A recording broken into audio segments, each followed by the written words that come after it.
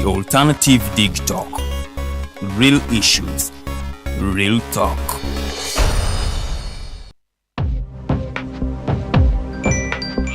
Go to the church, though. Tawali man, what's up? Man, can you imagine people just dump everywhere? Someone drinks water and throws the bottle wherever. Come on, Rogers. What else do you expect people to do with an empty bottle? Simanya now, recorder.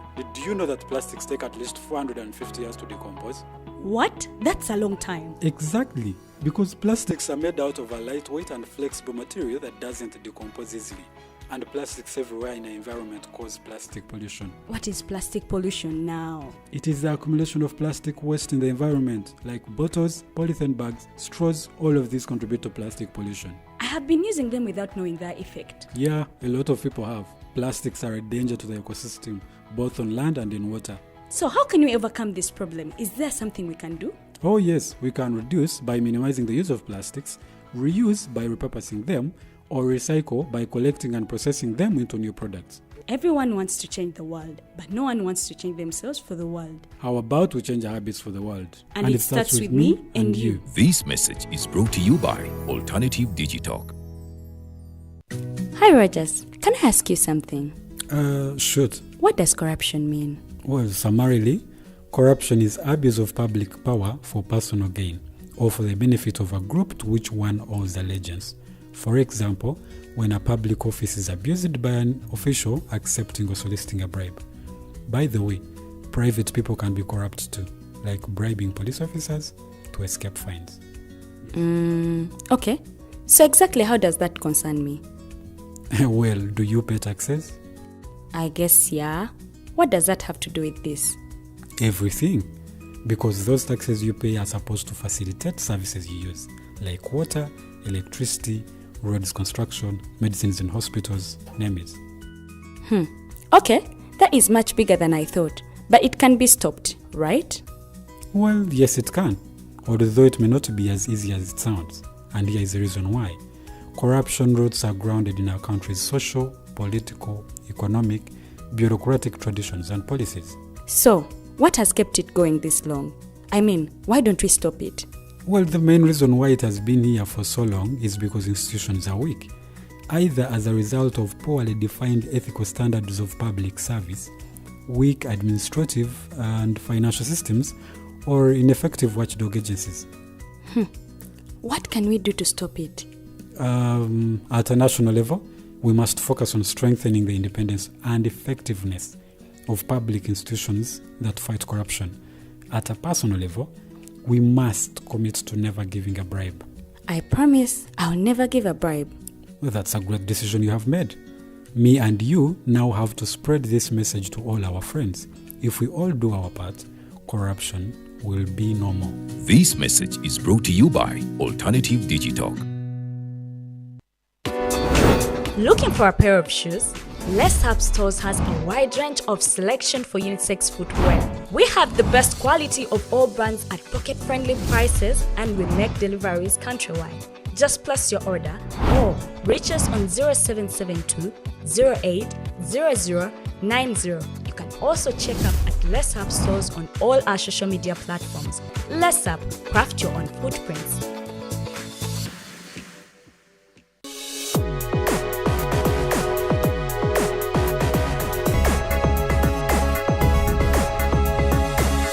The alternative Digitalk. Real issues, real talk.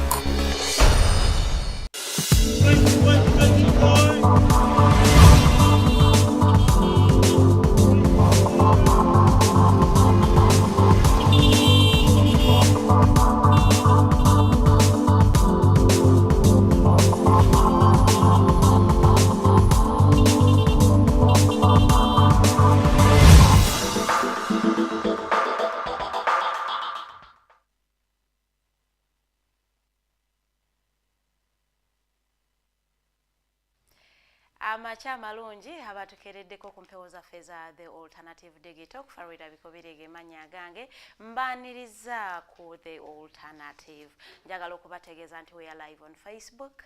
Tugendeyo, tu likinge, tu followinge, tu engaging mu discussions zine zibeerawo everyday okuva sawa 2 paka sawa 4 naye zibeera zankizo nnyo mubeeramu okuyiga kwa amaanyi. So nkukubiriza nnyo likinga, followinga, discussion bw'ogisanga we are live otunoonya ku The Alternative Uganda over Digitalk TV mukwana owuliriza commentinga tomalaga commentinga soko owulirize discussion etambula then oweeye endowooza yongomaze okuwuliriza bulungi nnyo no analyzing ensonga katuli ku mulamwa gwa kulwanyisa corruption. What have you done in your capacity okulaba nti ate corruption munnaye yagwa mu ggwanga lino? Manye buli corruption lwabeerawo ebintu bingi nnyo tubifiirwa ng'eddagala mu malwaliro nanti esente ze baba wadde ez'okuprocuring eddagala baba ziridde. So nno gwe munnange nga Munnayuganda gwe kinnoomu okozeewo ki ky'olina okukola is togaba nguzi togirecevinga kitandika naawe bw'olaba agisaba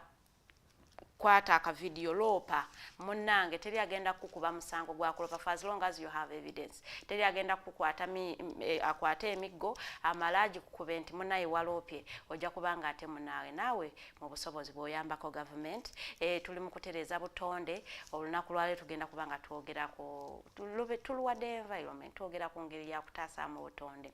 Munnaye okozeewo ki jjukira nti kitandika naawe buli oyagala government ekuyambe osookanga kwebuuza what have I done in my capacity okulaba nti atembera mu environment enungi sobola okukunga abo bavubuka banno muwobeera mu community ne mulonda obuveera ne mubukunganyo ne mukunganya obucupa. It is kibeera mubeera muyina kye mukoze muyina step gye muteeseewo okulaba nti ate tulivinga mu clean environment. Kampala waneeno erina highest rates of pollution naddala air pollution. Air yaffe gye tu breathing in eri very highly polluted. So nongenda kukusaba obeere nga naawe oli musaale nnyo mu preserving environment gy'obeeramu kubanga waneeno twa experiencingako global warming yadde nga yatuuka mu katono nyera abamu temwagimanya naye next time wene tutuukako mujja kugimanya lwaki. So nga tennatuuka tukole ekitukakatikako ffe ng'abantu to preserving environment osobola okubeera nga gwofaayo n'okola proper dispose of plastic. Bw'omala okunywa amazzi akacupa tokasuka mu mwala nonya wali kasasiro kawummuzeemu bano abaana abalonda obucupa ajja kasangaawo akatwale ye gy'alina okatwala abamanyiyo. Olunaku lwaleero njagala bayisaamuko mu mawulire agabaddewo olunaku lw'eggulo awo nno omumbejja Lilian Luwedde agenda kubanga neegattako n'omugenyi waffe after 20 minutes tusobole okubanga ate tutambula bulungi nnyo. Gavumenti olunaku lw'eggulo yavuddeyo neeyisa report ng'egamba nti COVID-19 yeeyongedde, cases ziri waggulu kusinziira ku test ze bazze bakola eza April neza May ziraga nti positive cases ziri waggulu yadde nga zivaringa from mild to severe naye nga bo bakubiriza abantu nti ate bannaaye mujjumbire nnyo SOPs ezaweebwa omukulu president w'eggwanga lino Yoweri Kaguta Museveni. Otherwise COVID is here with us ate ali mu kusaasaana ku speed ey'owaggulu era omukulu Dr. Kyabayinze ono nga ye head of public health wali ku ministry yavuddeyo nakubiriza abantu okugenda for booster doses naddala mmwe abali waggulu w'emyaka 5 n'okweyongerayo. Yagambye nti bannaaye mugende mufune booster doses zino okulaba nga mu boostinga immunity yammwe nti ate akawuka kanaye kusanga nga afunye booster dose tekagenda kweyisa bubi nnyo. Era ono yategeezezza nti cases zino ezisinga ziri mild lwansonga nti abantu akawuka kano kabasanze nga beegemya dda so nti takuyisa bubi nnyo ng'oli eyabadde tannaba kufuna vaccine. So nakubiriza abantu okugenda batusuubiza nti bagenda teekawo testing centers all over the country nti abantu mugende mwekebeze COVID-19 munnaye bwe weesanga ng'olina COVID-19 isolate yourself si mu bubi sobola okuba nga ate otaasa banno. Tujjumbire nnyo okunaaba engalo ne masiki bannaye tuziddemu si tezijja tutta tuddemu okwambala masiki ya nusu 10 lwokka. Oba gula ey'olugoye ogigolola it isn't one use, ojooza n'ogigolola n'ogizaako, it isn't one use. So eyo yo eri economical okusinga ate zino endala ze tunagula n'okambala mu lunaku lumu n'okasula n'ogula akalala. Obanga munaye tolina ssente nnyingi nnyo ng'ez'abalala gosobola ogenda n'ogula masiki ey'olugoye bazitunganga mu bitengi I think. N'ojooza buli lw'okomawo ewaka n'ojooza n'ogigolola n'ogizaako ate toyoza bwoza n'oteekako ojja kubanga ate akawuka otambudde nako oyoza ogolole then the next day go around with it. Sobola okubanga ate tulwanyisa akalwadde kano akakomyewo aka COVID-19. Abali mu kibuga mwewale nnyo emigattiko yadde gw'atalina kyogenda kukola mu kibuga. You don't work from the town, toyinaayo appointment. What are you going to do there? Twewale nnyo okubanga tusaasanya akawuka kano aka COVID-19 sobola okubanga ate tasa abantu abalala. Ngenda kuvaayoko ngende sides eri mu district y'Erengo omusomesa n'omwana badwonize mu kidiba. Bano no babadde bagenze okugogola bakuyita okukola bulungi bwansi bagogola sides eyo no abalina obuzibu bwa mazzi. So babadde bagenze okulaba nga bagogola ekidiba kino basobola okubanga bafuna clean water. Naye ate omusomesa n'omwana bo tebalutonze. Kigambibwa nti abaana babiri be babadde badwoninga. So omusomesa n'avaayo agenda ayambeko n'ataasa owokubiri ye ne bigaana ate n'omusomesa n'agetinga sitaaka wansi mu bisooto naye ate n'afiiramu. Omusomesa yategerekese nga Ivan Mokisa ng'ayina yabadde n'emyaka 35. Nonno yabadde musomesa wa Hope Junior School ate nga munnaye yafudde. Ate omwana yabadde Samuel Mugerwa ono nga yabadde asomera ku Hope Integrated Secondary School nga yabadde wa myaka 18 era nga yabadde mu kibiina kya Senior 3. Ono naye munange naye teyalutonze. Bano babadde ku kyalo kyetume mu Rengo district.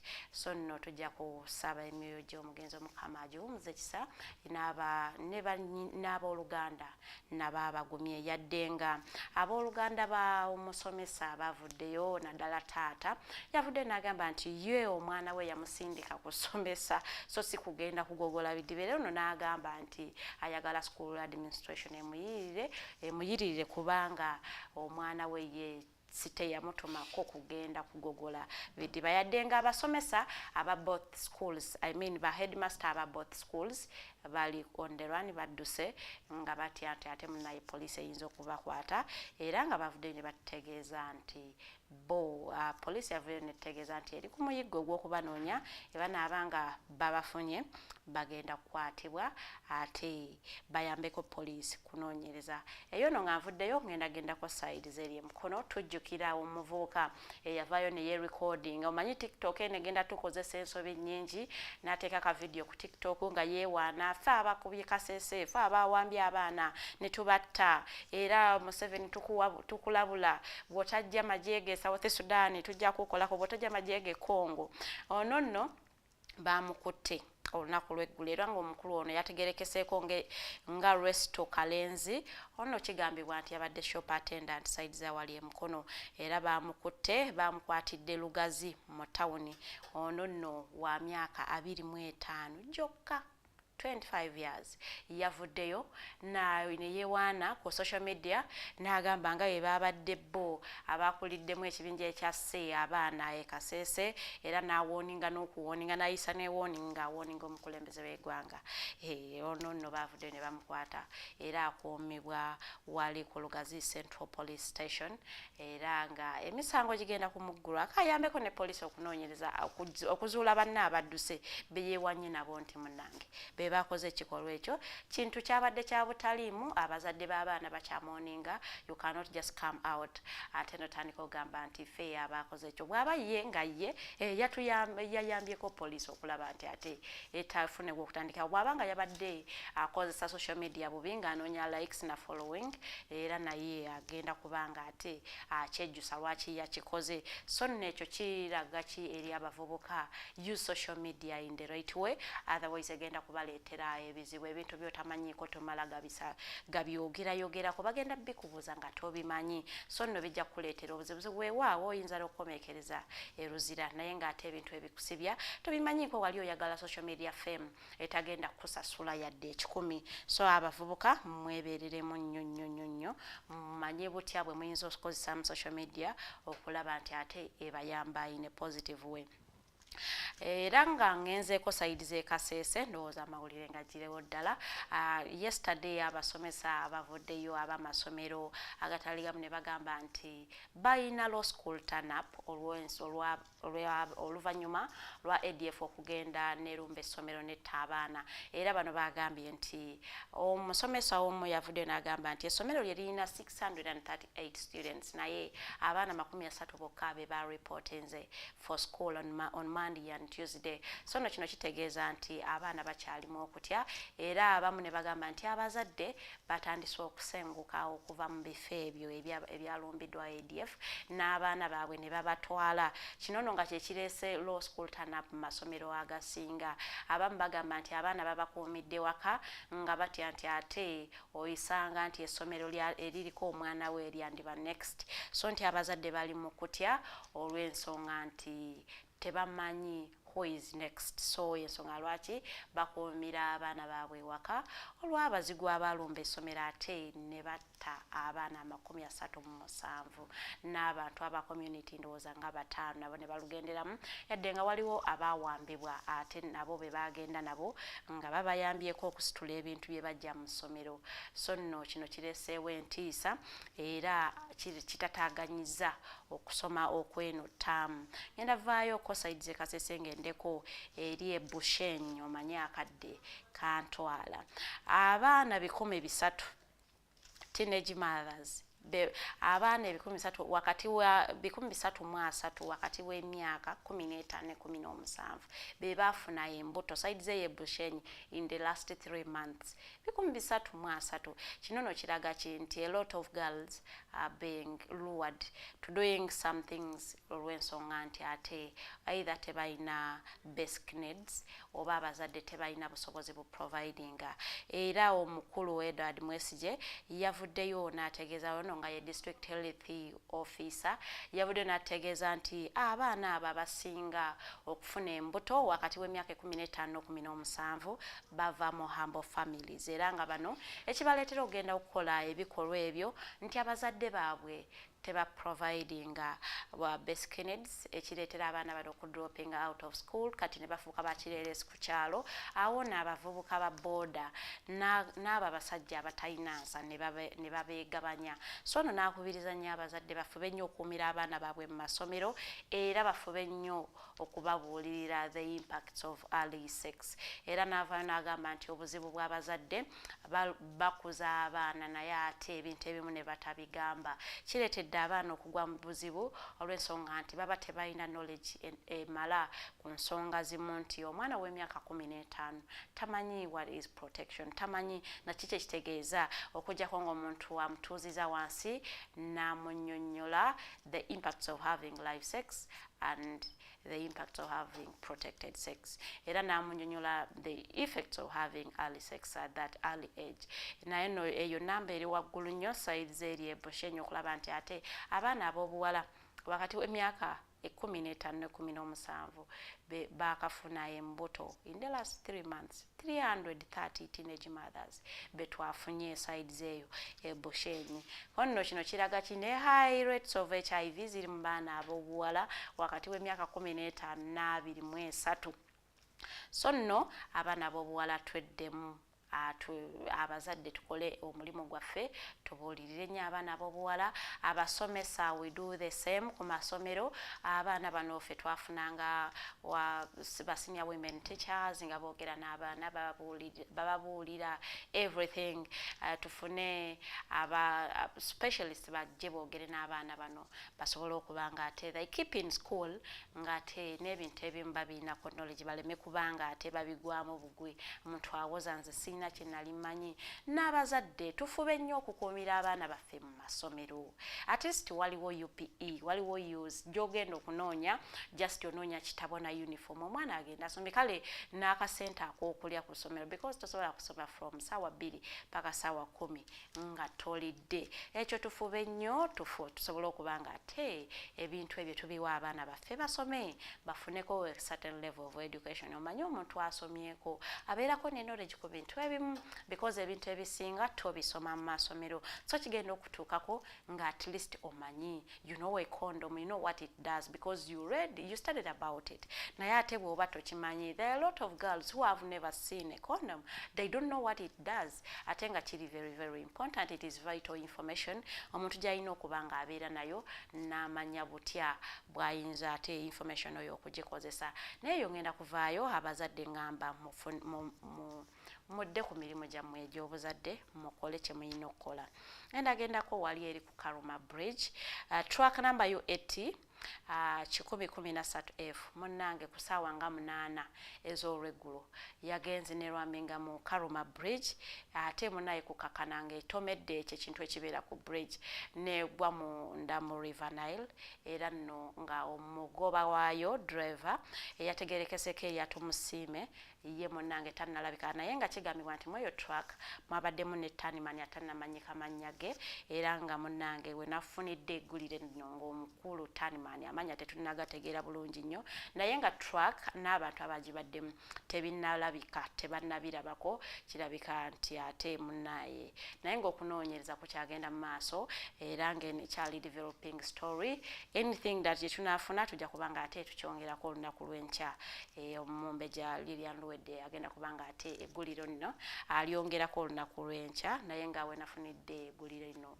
kyekyo kyetwabadde kyetwakafunawo era nga kigambibwa nti truck eno yabadde etisse era nga yalemereddwa okusiba omugoba waayo n'agenda atomera ebyo ebintu bye bateeka rams ezibeera ku bridge ziprotecting abantu okubanga ate tebagwayo eri munnange komekereza nga ate truck emulemeredde ne beekata ate wali mu River Nile ndowooza abamanyi Karuma Bridge mumanyi amazigaawo emisinde gye gaddukirako so abantu bano bandibanga bali Tanzania naye nga gufolowinga kugenda Tanzania simanyi naye nga kale emotoka tetunnagiraba omugoba waayo ne tanimani nabo tebannalabikako ngenda kuvaayo ngendeko sayiriza eri ekyenjojjo munaye poliisi eri mu kunoonya omusomesa eyasodomizinze omwana owa primary 3 a teacher yasodomizing a boy of P3 era ng'ekyaleetedde okulaba nti omusajja ono bamutegeera omwana yavudde n'agenda n'anyumiza maama we n'agamba musomesa gundi alina engeri gy'akola ebintu byesitegeera era omwana n'aloopa nti alina n'abaana abalala 2 nabo abakola ebintu bye bimu era maama teyatudde n'agenda aloopa ewa headmaster naye yateyatudde n'agenda aloopa ku poliisi omusajja ono ate ye n'adduka naye nga poliisi eri mu kumunoonya poliisi ya Rwenzori West era omuntu amulabako yenna omukulu ono ogenda wali ku poliisi n'omuwaabira bali mu kumunoonya era ng'abaana bano 3 batwaliddwa ku medical check omu n'azuulibwa nga victim nga ye already essajja lino lyamukolako ebyensonyi abalala 2 bali under psychosocial support nabo babadde nga ate bali sodomized so omukulu Frederick Enanga yavudde n'ategeeza nti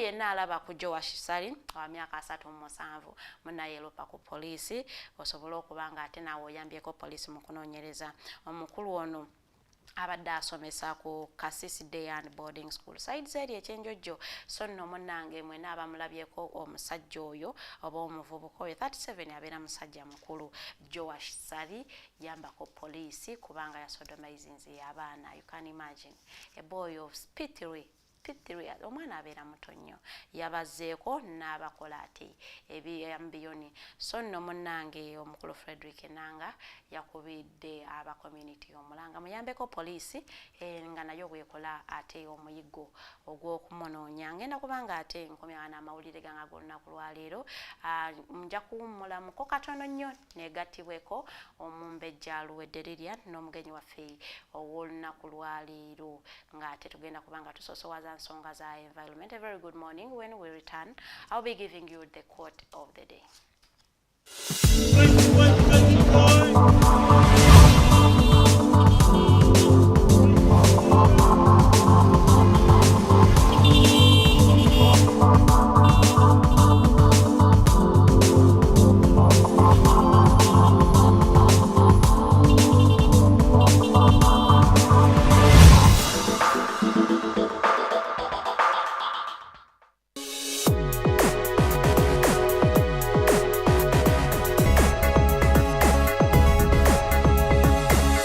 The Alternative Digitalk. Real issues, real talk. Looking for a pair of shoes? Les Hub Stores has a wide range of selection for unisex footwear. We have the best quality of all brands at pocket-friendly prices, and we make deliveries countrywide. Just place your order or reach us on 0772 08 0090. You can also check up at Les Hub Stores on all our social media platforms. Les Hub, craft your own footprints. Are you craving for that special meal that will entice your taste buds and leave you with lasting thrilling memories? Look no further. Spice Island Bulenga has got your answer. Natural, fresh and delicious juice, the best meals. Don't miss our daily specials from Monday to Sunday. Pizza Wednesday, Saturday Pizza Bonanza, you buy one and take two. Come dine with us and feel the experience. We are located at Prime Shopping Center in Bulenga, Mitiana Road. For inquiries, call us on 0704 11 1720. Spice Island, we treat your cravings. Hi Rogers, can I ask you something? Shoot. What does corruption mean? Well, summarily, corruption is abuse of public power for personal gain or for the benefit of a group to which one owes allegiance. For example, when a public office is abused by an official accepting or soliciting a bribe. By the way, private people can be corrupt too, like bribing police officers to escape fines. Okay. So exactly how does that concern me? Well, do you pay taxes? I guess, yeah. What does that have to do with this? Everything. Because those taxes you pay are supposed to facilitate services you use, like water, electricity, roads construction, medicines in hospitals, name it. Okay, that is much bigger than I thought. But it can be stopped, right? Well, yes it can, although it may not be as easy as it sounds. And here is the reason why. Corruption roots are grounded in our country's social, political, economic, bureaucratic traditions and policies. So, what has kept it going this long? I mean, why don't we stop it? Well, the main reason why it has been here for so long is because institutions are weak, either as a result of poorly defined ethical standards of public service, weak administrative and financial systems, or ineffective watchdog agencies. What can we do to stop it? At a national level, we must focus on strengthening the independence and effectiveness of public institutions that fight corruption. At a personal level, we must commit to never giving a bribe. I promise I'll never give a bribe. Well, that's a great decision you have made. Me and you now have to spread this message to all our friends. If we all do our part, corruption will be no more. This message is brought to you by Alternative Digitalk.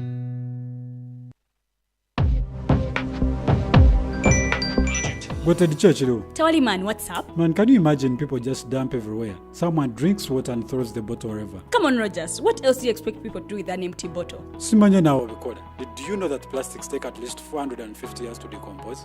What? That's a long time. Exactly. Because plastics are made out of a lightweight and flexible material that doesn't decompose easily. And plastics everywhere in the environment cause plastic pollution. What is plastic pollution now? It is the accumulation of plastic waste in the environment, like bottles, polythene bags, straws. All of these contribute to plastic pollution. I have been using them without knowing their effect. Yeah, a lot of people have. Plastics are a danger to the ecosystem, both on land and in water. So how can we overcome this problem? Is there something we can do? Oh yes, we can reduce by minimizing the use of plastics, reuse by repurposing them, or recycle by collecting and processing them into new products. Everyone wants to change the world, but no one wants to change themselves for the world. How about we change our habits for the world? And it starts with me and you. This message is brought to you by Alternative Digitalk.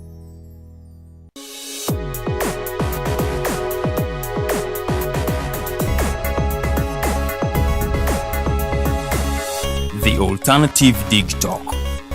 Real issues, real talk.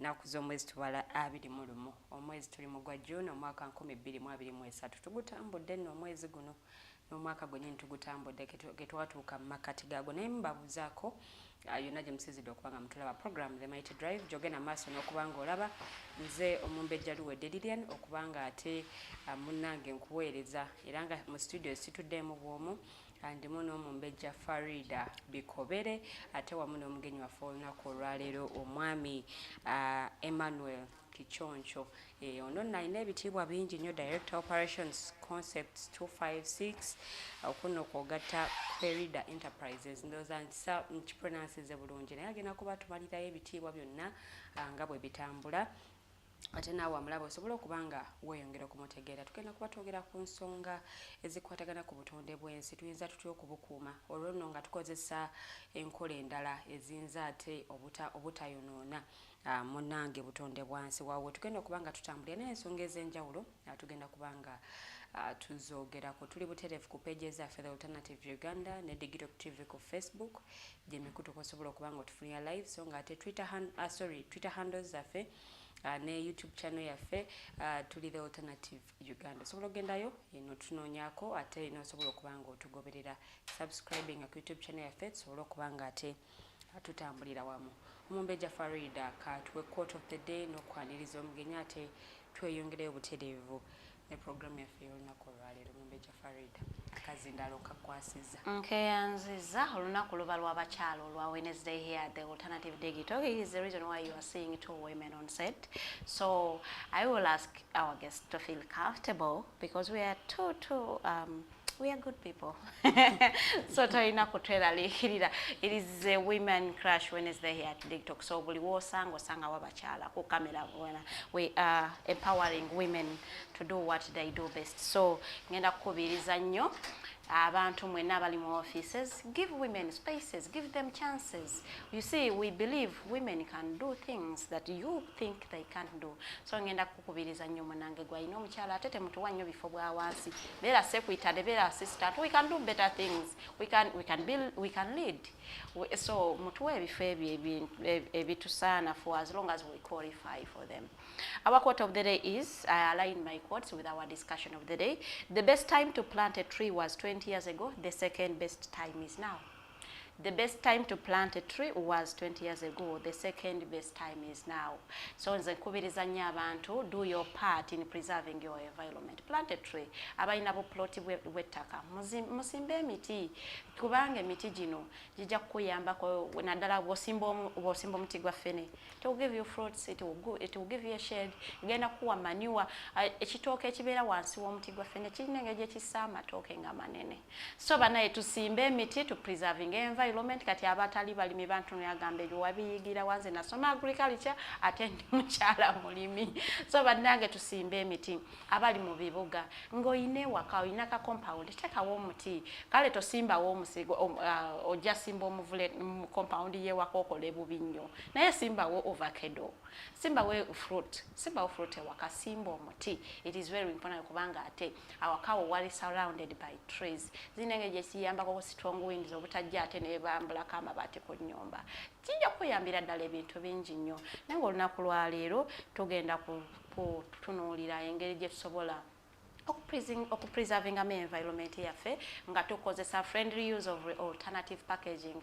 Kasimanyi alternative packaging oba tuba tugobye plastics nga tuzigobye because everyone is fighting plastics. But if there are alternative ways of packaging nga tukozesa plastics, that is better. So ngenda kubanga ate nyaniriza omugenyi waffe w'olunaku lwa leero omukulu Mr. Kiconco Emmanuel atubuzeeko atweyanjulire abatamanyi. You see every when we have a guest here twagala natuwako ka simple background of who they are tu omuntu bwawulira concepts 256 atege oba kiki kyemukola so genda kubanga otuwakaako ka brief background about you.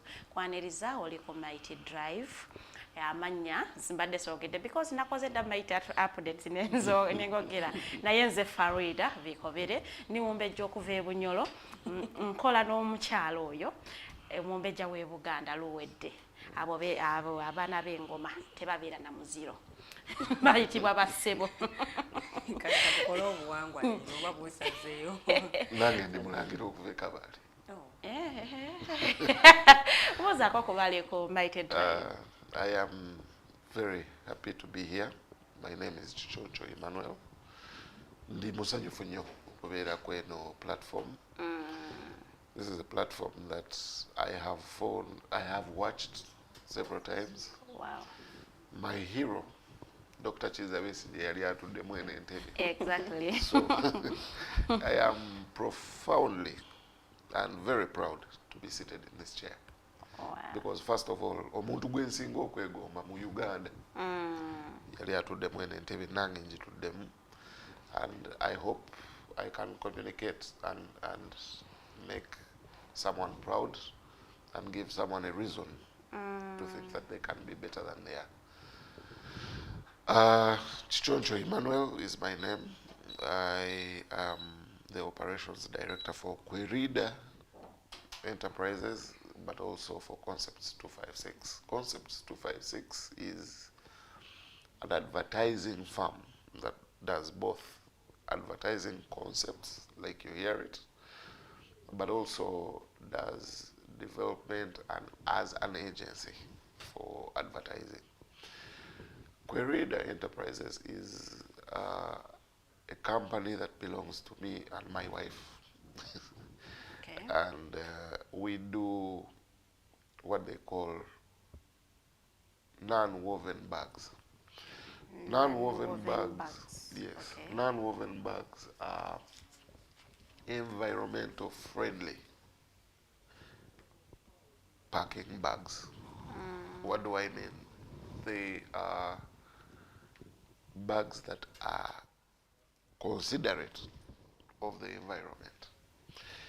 In Uganda in 2007, they passed a law, which law said that we are not supposed to use Kavera that are less than 30 microns. Yes.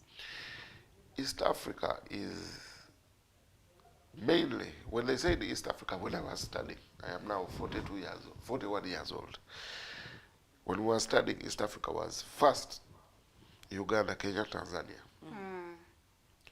Today, East Africa is Uganda, Kenya, Tanzania, Rwanda, South Africa, Burundi, South Sudan, sorry, Burundi, so big. Yeah. I think even Somalia has applied to join the East African And Congo is DR Congo. and the DR Congo. So it is growing bigger. But the original three was Uganda, Kenya, Tanzania. The next big country to join the East African community was Rwanda. These three countries that I have talked about today, if you travel from here and you are going to Kenya, Yeah. and you are carrying a kavera with bread, for example, Omugati oguli packed mu kaveera. bajja kugamba jjamu omugaati gwo guteeke mu bbaasa oyingire nagwo. Singa siina bbaasa amangu ago. Bajikuwa. Eh. That is how much they care. So how do they pack their bread? In a basa. Tegukaluba? Paper bag. No, because you see, oyinza okulowooza ku kukaluba naye ogenda guterekera bbanga ki? Ewe mbeera waka mu bwomu mba ngenda guteekera nga wiiki nnamba. Tugulya tugubalirira In that case, you go and buy Akaton. Kabani. the half kilo. Chovola mandigwina sizes. Kalina obugundi butoosi butono oli kyabalirira. Buko kalina butoosi butono kandeeta omunene. So Now, what happens is, those three countries, tulowooza nti tebaagala mugaati. so bwenva wano n'omugaati gwange ngutwalirako mukwano gwange ali e Kenya. Gukoma akaveera kakoma ku border. From Katuna to Busia and in Iraq as you join as you go to Tanzania. So that shows nti fabana Uganda fabatafuddeyo kulwanyisa kaveera. Webale nnyo. And yet you see, we live in a country where feba kuruba East African community right now. Yes. The president of Uganda, ojukira the current president of Kenya, when he was swearing in, Yes. yagamba atya, do you remember? Tata wa East African community, our father, Coffee. baba wetu, which is the president of Uganda, President Yoweri Museveni, yagamba, our father ali wano, tata waffe tafuddeyo okufa ku butonde. But our president, let me tell you, you have seen a video on social media ngadduka mu office ye akola jimu, akola dduyiro. Okoze dduyiro ng'omuntu, but what about the environment around you? If you did not know, I will tell you, akaveera kolaba katwala emyaka 4 mu 5 to be decomposed. 450 years for it to decompose. Ate bwe tubwokya katubukanganye tubwokya. Kati webale nnyo. Bw'oyogera ku kwokya, there is what they call the ozone layer. Bw'ovuga emmotoka n'okuma ekikka, omanyi lwaki tulwanyisa ebimotoka ebikadde? Ekyekikka, it blocks the ozone layer. Waliwo munayi taxi zola n'ogamba ani afumbira mu kkubo. Webale nnyo. Now, that is the me and you, omuntu wa wansi, ng'olowooza kufumba. Naye ng'omukka bwe guvaawo, what does it do to the environment? So today we are talking about environment, and we are talking about effects ezinaava mu kwokya mu kaveera okukateeka mu ttaka ne katwala emyaka 4 nga kali awo. But who of us is going to live for 400 years? No. None of us. None of us. Which generation will it be after us? The next generation abaana b'abaana baffe bazzukulu baffe. Bazzukulu ab'ogwokutaano abo. Thank you very much. Nakataano, bana Thank you very much. Because in Uganda tuyina kye bayita, not in Uganda, the world over, tuyina kye bayita mortality rate and how long you're expected to live, or how long you will live. Expectedly, you will live, an average Ugandan will live up to the age of about 60. At one point it was 40. Tugamba twalinnya kati tuli ku 60 something. Yes, 60. But 10 years back, they would have told you, a Ugandan will live to the age of about 45. Nejja neekula ne batugamba 55. Today, we are looking at 60 years. 60 years, I have told you, one Kavera you have will be there For for 450 years. One Kavera. Now, but Buvera, at the rate at which we use Buvera, how long will it take those Buveras to decompose?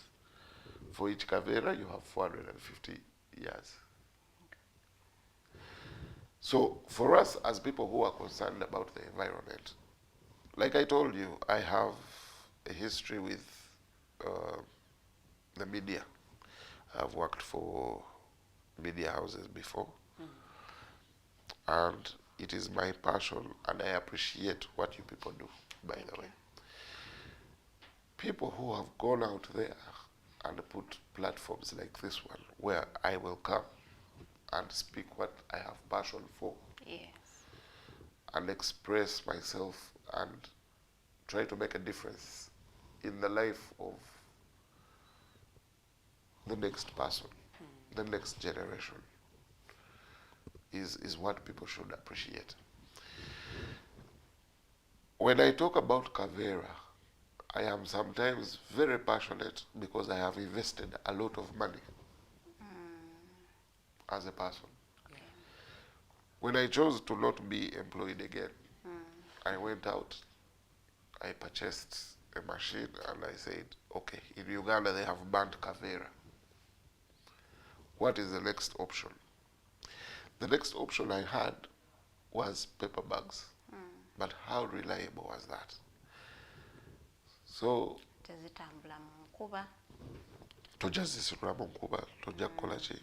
so I looked around, and the next thing I found was there was what they call non-woven bags. I don't know if you have seen these packing bags that are mask-like cloth. Zero mask is down. There's that Kavera that is not material. It is a packing bag that decomposes. Monnaye bwe baali baakagoba obuveera nga supermarkets zaabwe adopting naye kati ba relaxing baddayo ku buveera. Now, I keep telling people that in Uganda tulina obuzibu. There was a time we were about seat belts mu motoka. It's a must have. Abasirikale ne bafuluma ne bagenda kukuba. My friend, to find you driving without a seat belt was a problem. But nga bwe tuli ekyo ne kifa. Nekiyitako kibeerawo kyakaseera. Dasibini yote yakuteyo. Era yasoma diri ya dasibini yakwatayo. Speed governor yakwatayo. Speed governor nejja nekwatayo. Basi bajabiki eyo yakwatayo. Eyo nayo negenda. But nga bwe tuli bana Uganda, you will find that we have a cavalier attitude towards everything that we do. What do I mean cavalier attitude? Tujja kiraba, tukirowoozeeko, tukikolera ebbanga. Tugezeeko kikola. Kiggwe. Tumale tukiveeko. Ekyo tukigale. And that is done. Oba tuba tetulina continuity plan. Nti bakikola mangu nnyo nti yes, they had burnt Kavera here in Uganda. Naye nga tebalina other packaging options. So continuity plan nebula. Well, I'll tell you, bagamba abakola obuveera banene. Yeah, those companies are for big people in government. I don't know. Nati naffe tuwulira byambo. But me as a Ugandan, I'll tell you, musajja omwavu omuna Uganda. Yes. When I call emyaka gye nkoledde in employment, whatever I saved up, I went and purchased a machine. That machine cost me well over 100 million shillings. Today I'm 40 years old plus. When I purchased that machine, I said, Kati, plan yange. President waffe omulungi agamba, you go and create employment opportunities. Right? Yeah. Do not think about being employed all the time. Go and create employment opportunities. Yes. Immediately after purchasing of that machine, lockdown. Neyingirawo. Okay. Now, there comes a time when you have to accept certain things. I have been employed. What I had, I have put here, cut in this stack to put them lockdown. I need to operate. So I said, but you see, Uganda is a very good country. I went, I said, UDB. Uganda Development Bank. Pay your million operational money. Tandiko producing, then I pay you. After all, you're a bank that is supposed to help people develop. Abagala okwetandikirawo business obutono. Abagala okwetandikirawo. Bajjukira nze ntaddemuko. Sivudde ku zero. Yes. Olinawo ky'olinawo. Now, I told you, I am a Muchiga.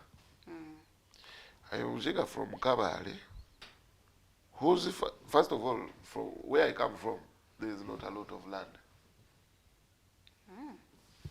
Abachiga batuita Bafuruchi. Do you know why they refer to Abachiga as Bafuruchi? No. Omuchiga jakera ku machaka ikabali nsozi. Ettaka ttono ate tuzaala. Ettaka ttono muzadde nnyo. Kyova olaba ojja kusanga Masindi Bachiga. Tooro Bachiga. Hoima Bachiga.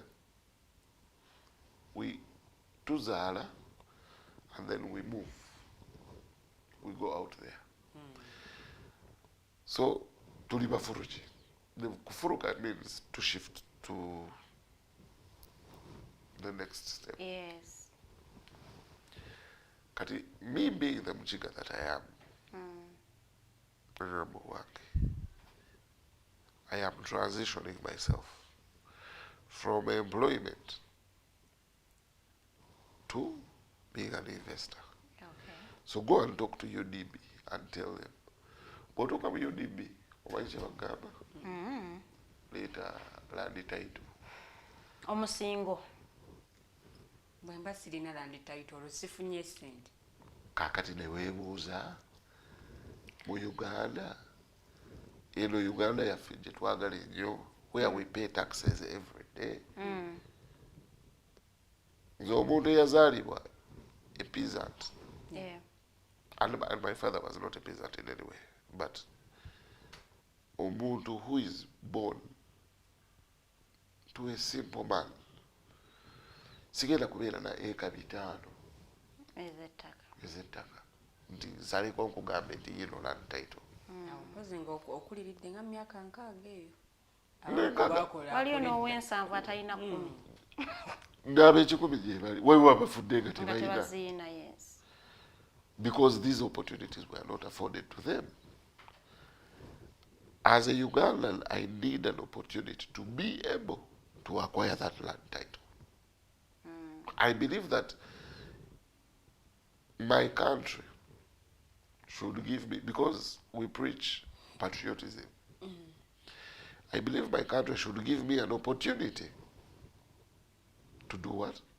To be able to acquire 5 acres of land or 10 acres of land. So you want UDB to trust you with 200 million nga tekuli musingo ezikube buwi? Well, ab'emyoga bawaayo ki? Emyoga.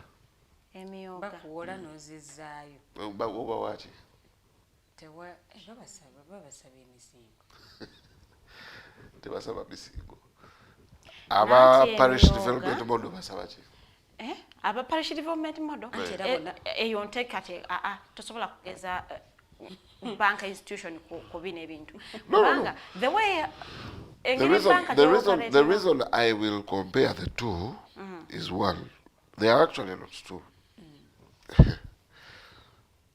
Waliwo this HMJ, it is headed by the army.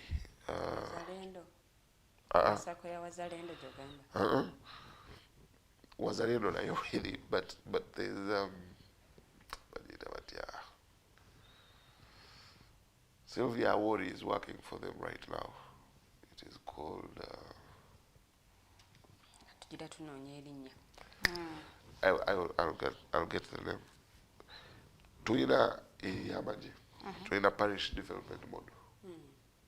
Tuina Emyoga. No kati eyamaje yetsoke tugiteeke ebbali tsoke tutambulire ku zino enebbi ezo nteekateeka za government zeyateekawo okuyambako abantu okwejja mu bwavu. Unlike a bank, because your bank ebyayingiri gy'operatingamu byawukanamu na zino enteekateeka za government. Nti yo bajja kusuubira gwe okuleeta omusingo. Nti amunaye guno gwe musingo pulezidenti ze mugenda okumpa ezenkana bwe ziti. Unlike PDM. Because PDM yo tebasaba musingo.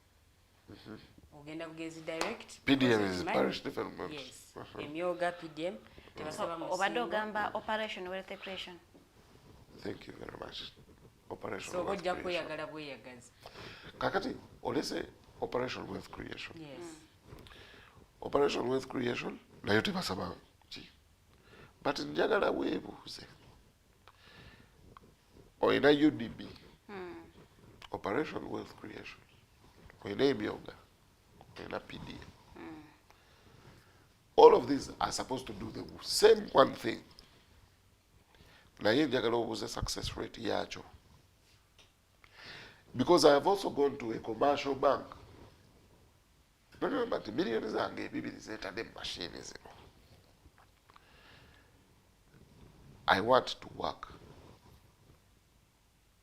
Nkolechi, I reap profit from what I have bought. You go to a commercial bank and they tell you we have unsecured loans. Have you heard those adverts? Yeah. What does an unsecured loan mean? And who do you know that has gotten an unsecured loan?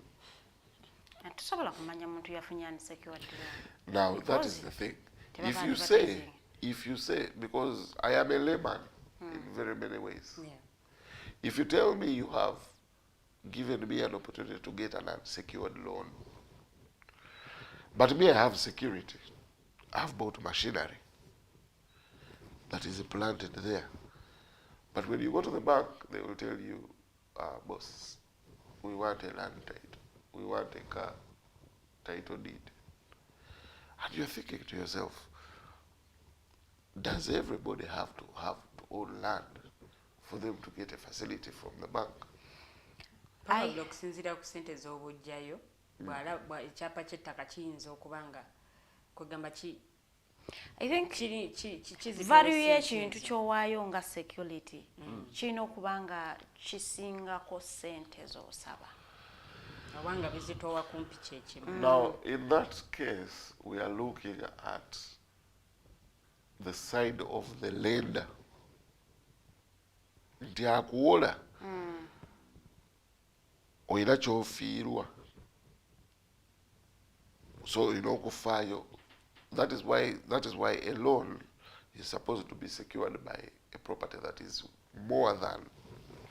But we shouldn't forget that oli awola ali mu business, now oli mu business, because for their business to sigalawo, they have to kutekako obukwakulizo obunnyonnyo, put strings like twagala kino waliwo omuntu munaye aleeta security ng'ate ayagala ssente nnyingi nnyo n'aleeta security ploti 2.5 ng'egula miliyoni nga 4 naye ng'ayagala miliyoni 15. Ate ne wabaawo n'abalala be bawa ssente bwe bamala okuzimuwa n'alinnya ennyonyi n'agenda ati tekwaliko musingo n'alinnya ennyonyi n'afuluma eggwanga n'onoonya ne w'omusanga nga tolabawo Kati omanyi lwaki ate nga bizinesi yonna erina osigala ng'egenda mu maaso. Do you know why I have loved your argument? Njogedde ku commercial. If that is a commercial bank, that is okay. ono muna business Barclays oba Absa or or Standard Chartered or Equity, they are in this for business. For business, yes. But I have not talked about Equity, Absa, Standard Chartered, no. I have talked about Emyoga. Emyoga is not a I have talked about institution. PDM. But PDM, I have talked about UDB. Mr. Emmanuel, PDM taina bukwakulizo bwakuleta security. Just mwekole mwa mulimo mfuke 10 mwewandise. Bako wasente daka. Milioni 10. Okulembeze w'eggwanga ze yagamba. Milioni 10. Bazi wo an individual. Bantu 10. Wakati 10 no 10 abakozeemu ekibiina kyabwe ne bewandisa nga bali organized bulungi. Kakati, me Kiconco Emmanuel. I am married to my wife. We have our children. Okute million age.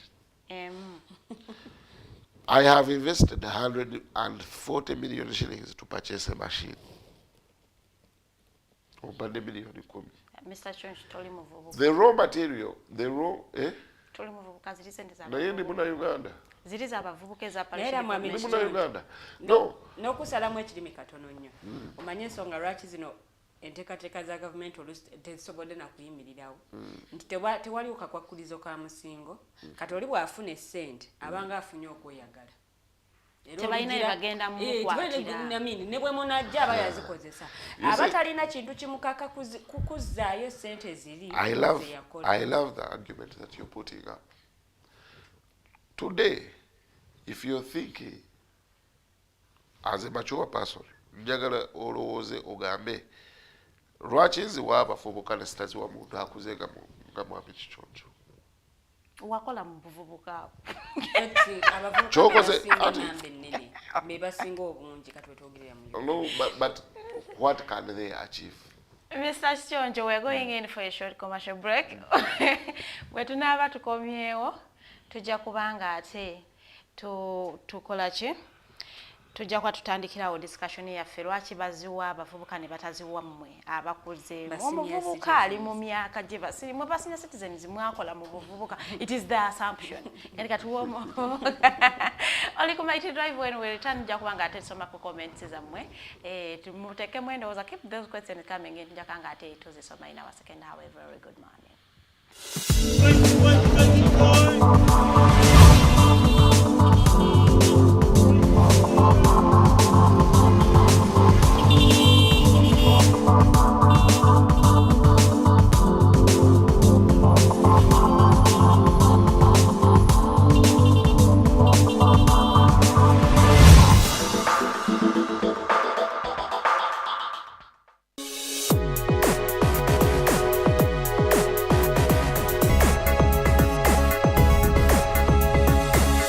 The Alternative Digitalk. Real issues, real talk. Looking for a pair of shoes? Les Hub Stores has a wide range of selection for unisex footwear. We have the best quality of all brands at pocket-friendly prices, and we make deliveries countrywide. Just place your order or reach us on 0772 08 0090. You can also check up at Les Hub Stores on all our social media platforms. Les Hub, craft your own footprints.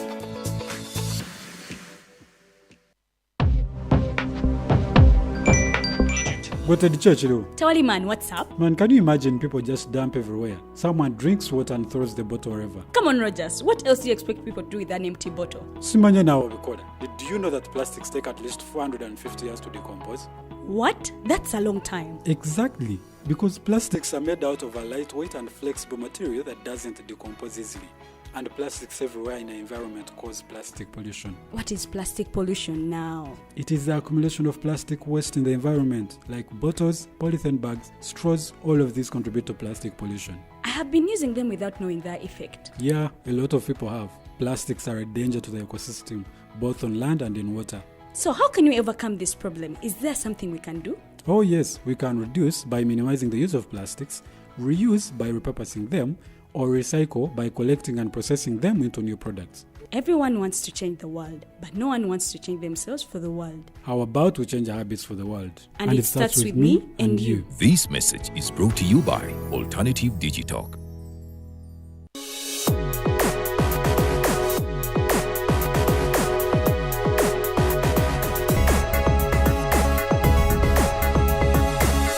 The Alternative Digitalk. Real issues, real talk.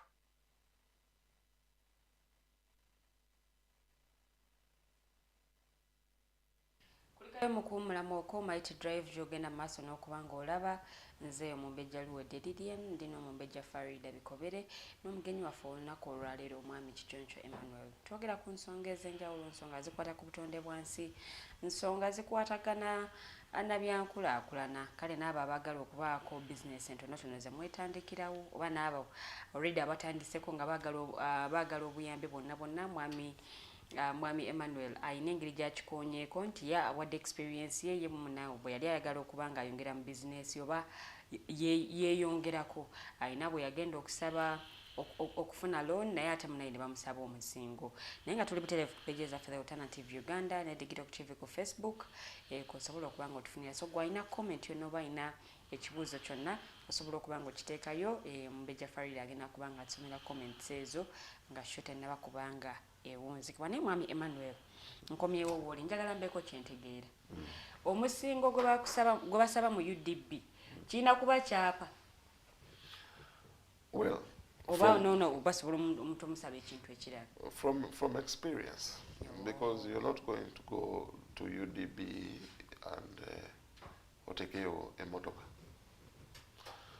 onoonya miliyoni 5 kati ogenda kuvuga motoka ki Range Rover Sport zino empya ez'akafulo Maserati ne Range Rover Sport ya 5 tebajja kuwa Range Rover ku 5 bwe mba nagigula 5 tebajja kumpa 5 tebajja kuwa 5. So what we are looking at is basically that we live in a world where we pay taxes. Yes.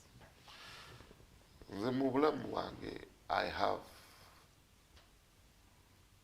have tried to be innovative and try to create opportunities.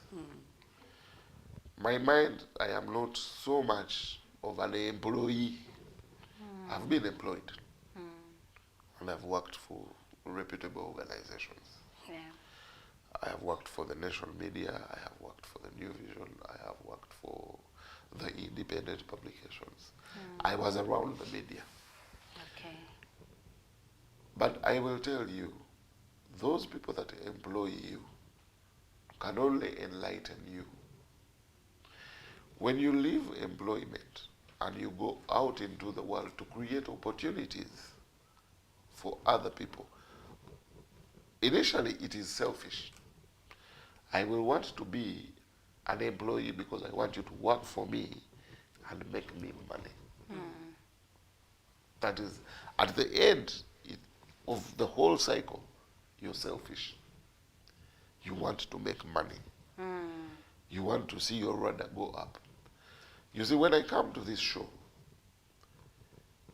and I talk, you expect that I have a following or I have people that I can have watched.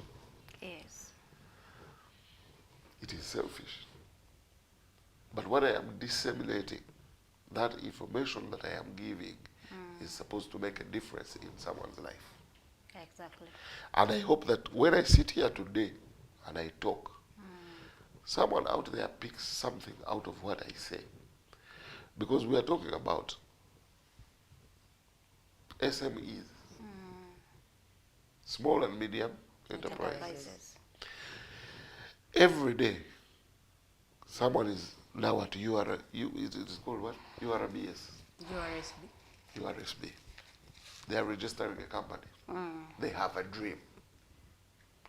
They're supposed to follow that dream. But as a Ugandan, you are born without so much. Others are privileged. How many are privileged? There is a small percentage, but we can't rule it out. Thank you very much. There is a what? A small percentage. Now, are we all supposed to squeeze into that percentage? And of course, we have to. So the opportunities are supposed to be such that, okay, those who are privileged, say they are our leaders, create an environment for us to also become better. Okay. We may not get to their level, but they create an environment for us to be better. Yes. Me, I was born by a Muchiga man, the late Joseph Zajela. May his soul rest in peace, my father. And he always told me I used to carry coffee On my back. and cross and sell in Congo for me to come back and pay tuition and go to Untari. He went to Untari. When he had me as a child, he said, my son, you will not carry coffee. Oh, yeah. You go and study. That's the best thing. I do not expect anything. I did not want anything more than you go study and go and make yourself better. Now, I am supposed to make a difference For your kids. for Jeremy, Jojo, Justin, and Austin. How do I make a difference? The difference I'm going to make is I leave something for them to start on. My father didn't give me. For him, he gave me a platform. He said, you go and study. I will have disappointed him if I cannot wake up in the morning and say, boys, that is growth. I do not expect the president of this country to come and say, you didn't have roads, now I've created. It is what we expect of you. It is our right, because we are paying. Today we pay more taxes than we used to pay ever. But when our GDP was what? Do you have an idea? 18 billion. Today, what is our GDP? Together about 50. 48, I think, 48. Yeah. So, it is growth. I expect that we are moving from a certain level. Actually, I think now we are supposed to be a middle income. Tukyali eri. Omukulembeze yayagala otutwalayo naye Tugenda tugenda COVID n'atuyisa bubi. Mubeerawa. COVID n'atuyisa. Tetunnagendayo ku middle The income man status. announced we are middle income state. The man announced. He announced wrongly. We have not reached there. By whose by whose No kale yatukakayo naye tetunnatuukayo. we are in the middle income status. Okusinziira ku Minisita Matiya Kasaija. The Museveni. Tuli mu The president is Museveni. Yeah. We are in the middle income status. Now, that means ndolwaleero bw'okeera ku makya gwenga middle income status means we live beyond, I think, sagala kubeera, I don't want to assume, I want to give things that are factual. Ate kati tuyinza okuba ffe mu middle income status ffe tukikkiriza nti gye tuli naye ng'abatulabye World Bank yatugaana. No, President Museveni yatuteekayo. World Bank netugaana. Negamba tetunnatuukayo. Kakati Kale kulibeeranga kujja mupiira ne bakutwala mu P3 ne bakukwakulayo omusomesa P3 ne bakuzza mu P1. P1 tetunnavaawo. P1 I will tell you, we have the government of Uganda has a role as a government. A Chichifuula government, we give them the mandate to run certain things for us. Yes. You have heard everyone cry about the roads in Kampala. You drive, she drives, I drive, someone else drives. You have seen the state of roads in Uganda. In Kampala, Uganda. Zo sinnungi. Terrible. Binya kuchinya. You cannot drive for 10 meters. And surprisingly, industrial area yalibadde amakubo amalungi because it is industrial area. We wasinga obubi. Kakati ukabya industrial area. Njagala ofuluma ogende Luzira side, old Port Bay Road. You will cry tears. I am on that road every day and I'm like, but, and there are people. Tugamba nti banene mu government. Abawagira, but you have helped me. Abanene mu government. Bonna bali kwa oluguudo. Terrible. But these people pay taxes. Because Jukida, every time you walk out of it, you see where we are right now. Data go kozesa. Kulimu kusasula. Wait, true. Kusasula taxes. Airtime, kusasula taxes. Gana masajalazi, you are paying taxes. Yeah. Now you are the smallest taxpayer. Yeah. Waliyo National Water, waliyo UBL, waliyo Nile Breweries, waliyo MTN, waliyo a lot. All of these collect that money. Actually, when they are considered big taxpayers, it is still from you, the miner, and they pay those taxes. Nze gwe bajjamu ekikumi kibasasulayo omisolo baba bayita big taxpayers. But it is me. So that is why I feel like I deserve, as a Ugandan, when I pay that small money, at the end of the day, give me something back. Nati kati bw'otunuulira budget yaffe gye baakasoma wano jjojjuuzi. Kumpi ettundutundu erya budget eyo oba erya ssente ezo ze batugamba ze tulina okukozesa kwe tulina okulaningiranga eggwanga ligenda mu kusasula mabanja. Yes. Zino ze baalocatinga Uganda okukola nguudo okutereeza nguudo kabaka ssente katonotono. Now that is why you find my twatuuka ku level nti we went to a Kenyan money leader. We went to a Kenyan money leader, a country. Went to borrow from a money leader In Kenya. an individual. But we have commercial banks here. Zikyakola. And they have actually. Do they have money? Yes, they do. Let me tell you, the banking sector is so rich, you have no idea. Have you utilized amakubo ago? That is why I told you that as a Ugandan, I feel like I deserve better than. What you're being offered? Yes. What do I mean? I deserve better because I am paying taxes and there are avenues that have been created. But those avenues do not enable me because they are stringent. Njagala onfunira abantu 10 abagenze mu UDB. Because UDB is supposed to be enabling.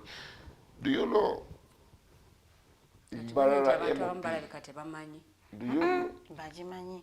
Abantu abamu, because we believe waliwo abantu ababeera nga bamanyi ekintu. But we believe there is also a certain number of people nga ebintu bino tebabimanyiiko nga yeebuuza naawe okutandikirawo nnyini nga tamanyi. But do you know that those organizations have a budget to go and publicize? Anti kati oluusi ebintu ebimu babyogera mu luzungu. Oli bw'obyogera mu luzungu olungi ennyo. Tulina baneeno abantu oba oliawo abatategeera lulimi olwo. Nga gwe bw'ona obyogera because oluusi babyogera mu lulimi olwa numbers. Oli ayinza obutabitegeera. You see, the biggest problem that I have actually with the setting of our country is we need to start informing the masses How do you inform the masses? Ojakera kumacha. Now we have social media. Social media will even include Digitalk. Yes. You do not have an apparent channel, but you can put out the message. Exactly. Now this is helping us to communicate a lot. To the public. Please, if it is the Electoral Commission, if it is the Bank of Uganda,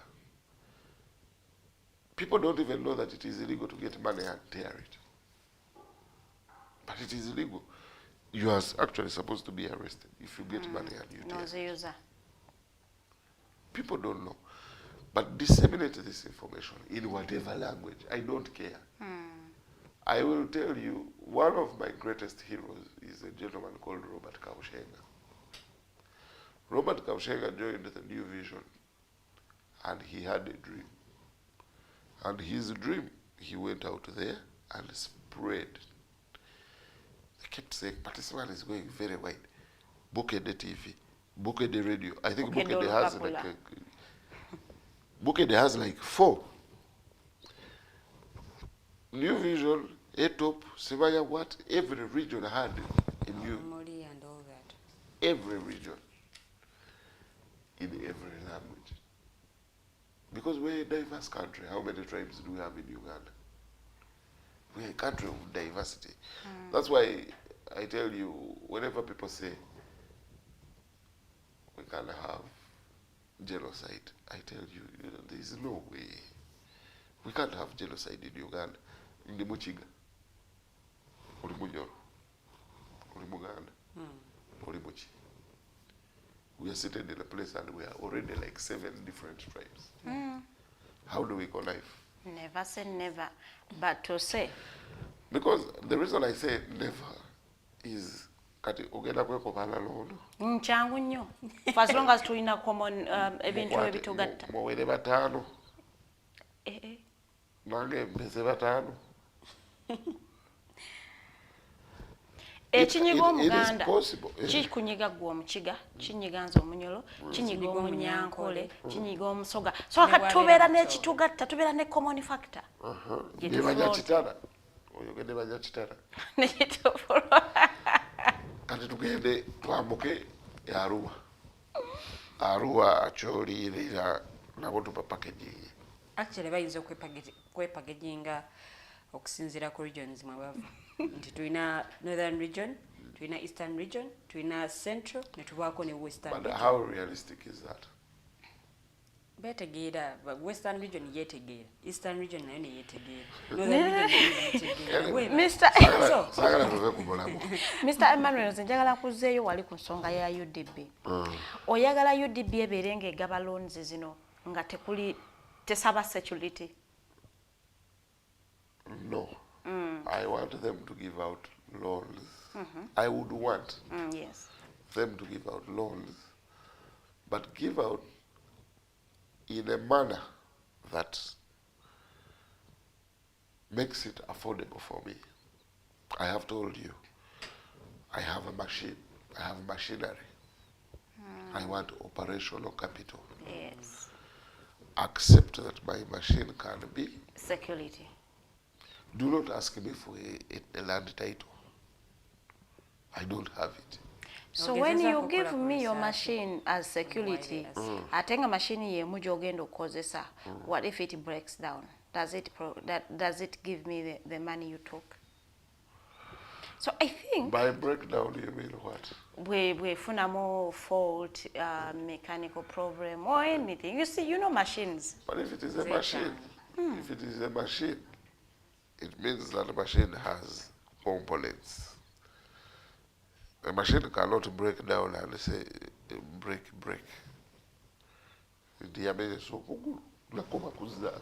Eyinza okwonooneka ekintu Oba machine ekyebbeeyi. bo bagirabanga asset.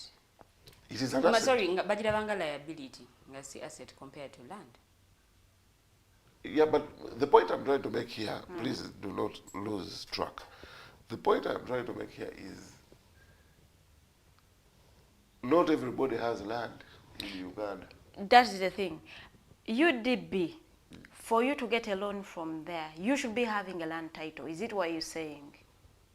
From every commercial institution in Uganda. Still, Yet they have adverts that run and say unsecured. loans. So what is an unsecured loan? Taliko musingo. Kakati zizi. Mugambi, this is what I am doing. So I want to- kyotegeza balanga birala ne mubikola bakola birala. And I want to be on record on this one. I have personal friends In from UDB? Standard Chartered Bank. Okay. I have personal friends from AMSA. I have personal friends in EcoBank. I have never understood what they call. Unsecured loan. Either I am very dumb, or whatever they are packaging is a very funny thing that you cannot explain. If you wake up in the morning and you ask me, what are you doing, Mr. Emmanuel? And I come to you and I tell you, okay, this is what I have. I'm doing, okay. This is the project I am following. And my project is not driven by very much interest of money, but also the love for nature. Okay. The reason why I went for what I went for is because, you know what they call Uganda? The Switzerland of Africa. A place where you'll find beautiful weather. The world actually adores Uganda. Wakanda. The beautiful lakes from, unfortunately, I start from home in Bujoyi, Chigezi. The CP Falls. All of this is there because obutonde bwaffe bwabaddeko. Buli lwokera, that's why I tell you, I hate Kavera. Me, when I walk to a supermarket, do not park for me in Kavera. Nkugamba birekeka, mpa byompa. Haikara. Wano bwokola shopping enene bweto. It's Ogenda ne Katroli paka mmoto. nebiteeka mu motoka negenda. Because it begins with you. You have no idea how bad a Kavera is.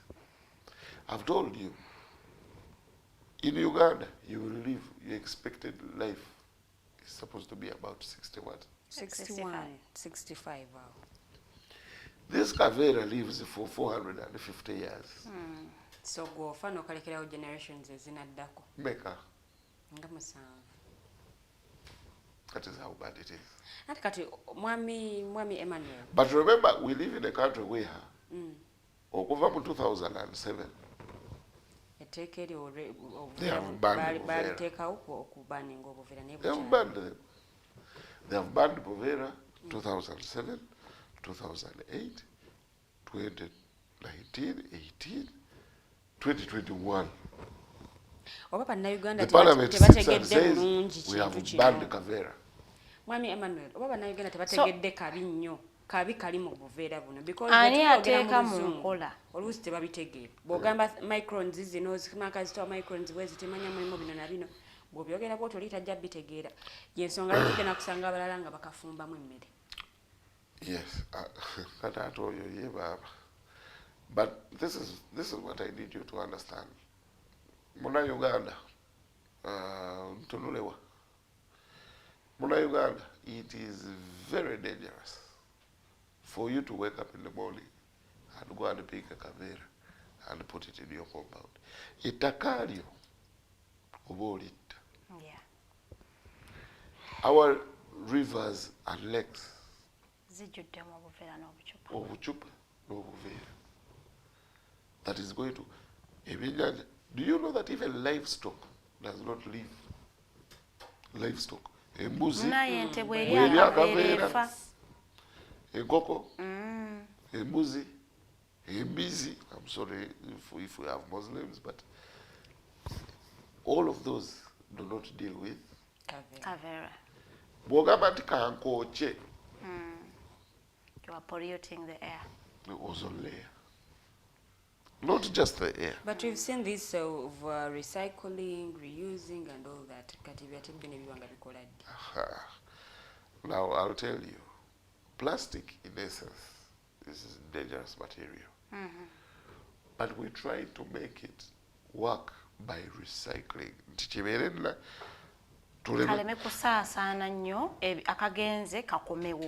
Yes, manage.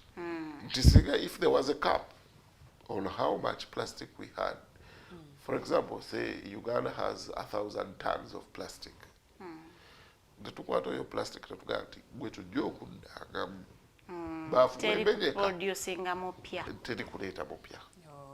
that would be manageable. That would make sense. We can live with that. But today, there are companies that produce Kavera in Uganda.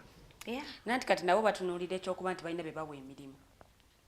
Nabana abakola plastics. Yes, tubawadde emirimu and all that. Tubawadde emirimu. But at whose expense?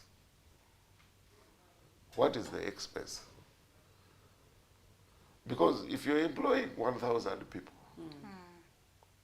or say 10,000 people, but at the end of the day, you're costing the entire Uganda.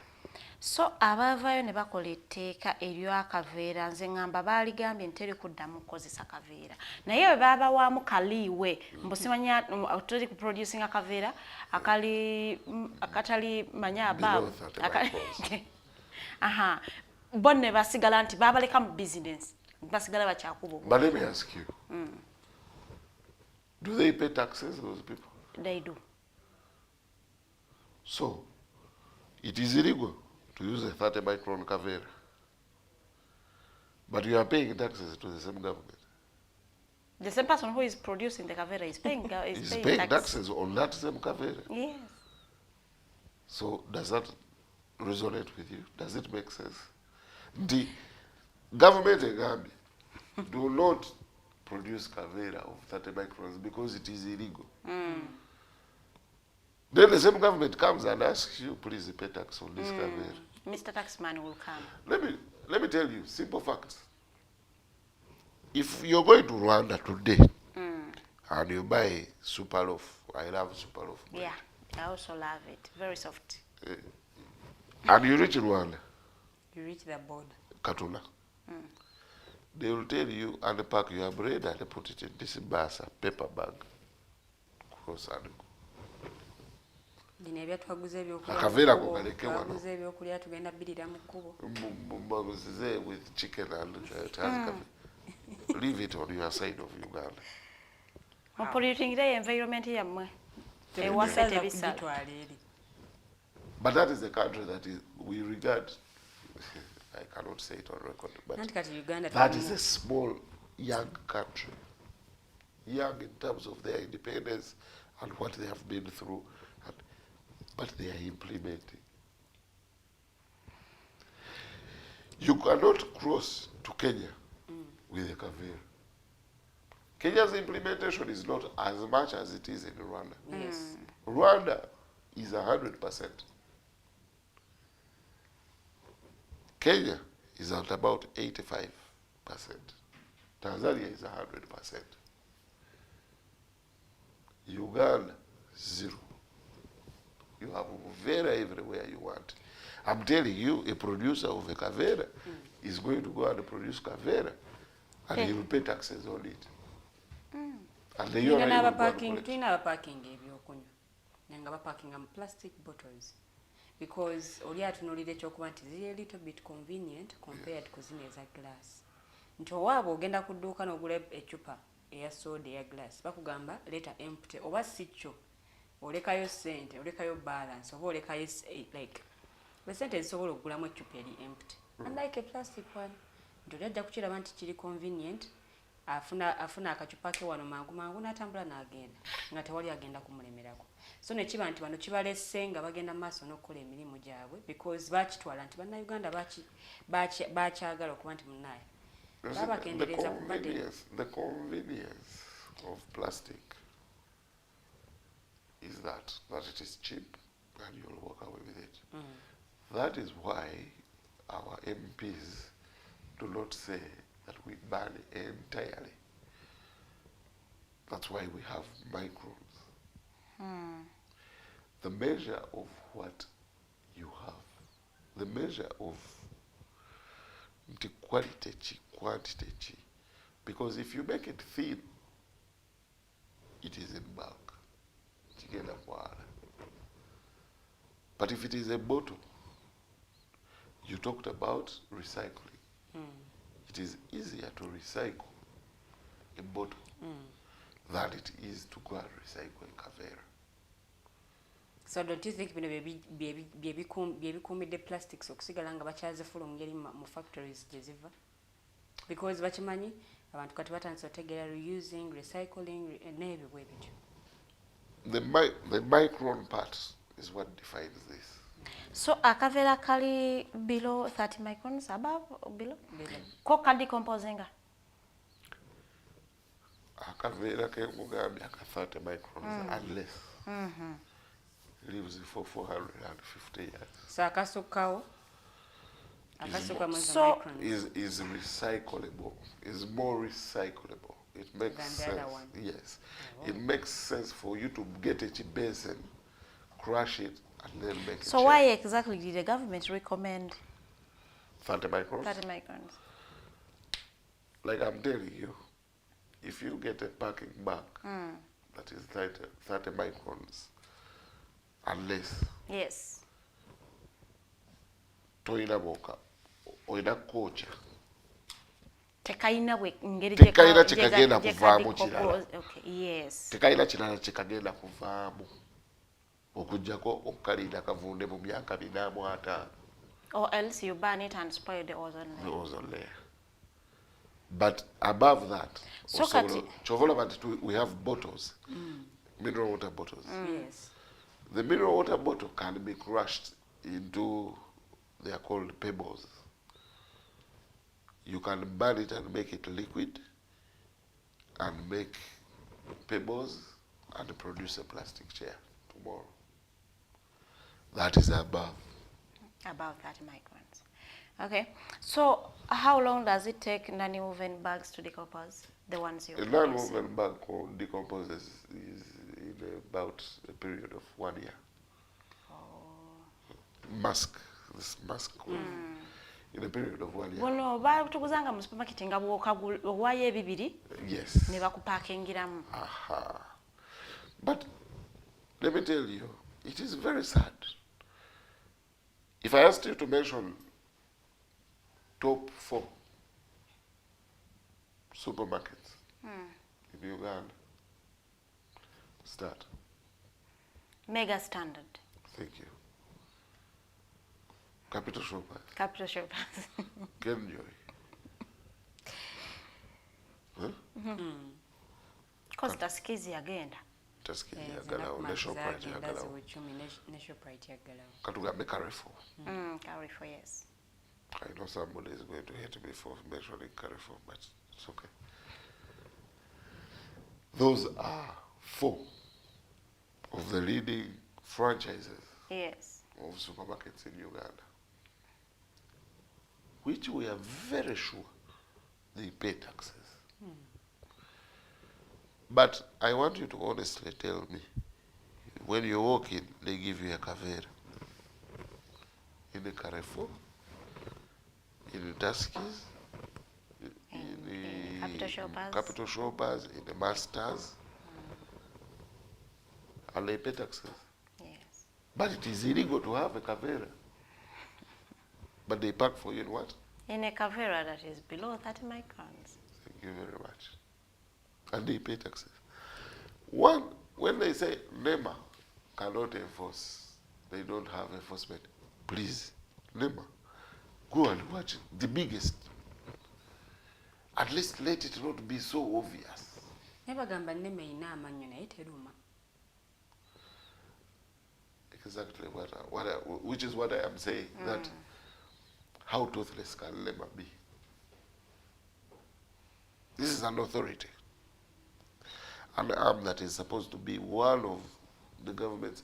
Because I'll tell you, I've been involved in bar business before.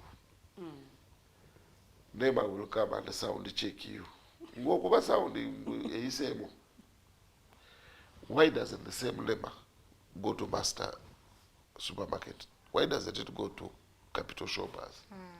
Why can't it go to Kenjoy? And say, we said, you know, Kavera, why are you saying Kavera? These are the obvious ones.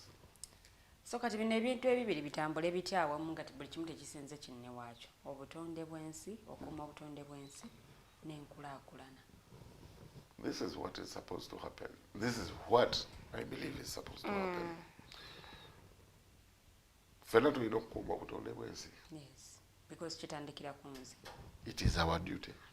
As citizens to do It is our duty that we pay attention and care for our environment. But tuyina omuntu atusingako. Omuntu atusingako is the person that we have entrusted with this country. Bwe tukwesiga ne tugamba nti muzeeyi nzinenako bamuyita grandfather. Grandfather, Judge. we have given you, we have entrusted you. With the power. Please, tukwate bulungi. Faayo ku bintu ebimu. Ebitukosa. The other day, I listened. I was actually having a discussion with a friend. Nagaba, the president said he's the one to sign off on every loan that Uganda gets. I said, yeah. The same Mujaja. He signs off on every loan Uganda gets. He has to choose every minister. He's practically doing everything every day. He's 80 years old. Okay, I don't know. 70, whatever age he says. Above 75. Above 75. Yes, above 75. But you remember that that same gentleman did an interview and said, beyond 75, you cannot operate at full capacity. Yakyogera. And he has never said he is operating at full capacity. Mukama kyamuwadde amaanyi Agokola. ag'okukola. Ye kirungi nnyo era akola era tumwebaza. But not at full capacity. Bwekiri. That is right. Osayininga buli looni ng'ogisayininga. Osome reports. Ng'osoma reports. Wachayalinga cabinet meetings. Sebayandi. Uganda overwhelms you. Akasese mukyala we ya addressing ensi. The Minister of Education Because it was a addressed school. issues of security. Naye ate era byabaddemu nanti essomero byabaddemu abayizi Those are issues of security. tebyabaddemu era abayizi. But I'll tell you, the ekintu ekisinga okunnuma mu Uganda is that I wake up in the morning and people will think abo tebalina kye beekoledde. People of my age. But it is not about what I have done or what I have achieved. But it is very much more about what can I achieve. Because at my age, we are now supposed to be taking over. You know, anybody very active in the Muhozi project. Imagine about it. Muhozi project, MK MK project. project. This is a project that is taking over the country. How do I make it better? How do I make Uganda better? Yes. But you find yourself in a position where I am thinking, njagala kusooka ku securing the future of my children, the future of my family. How do I secure the future of my family? My Querida must work. How do I want my Querida to work? UDB, give me operating money. So to Don't ask me for a land title because I've told you I don't have it. Yesterday,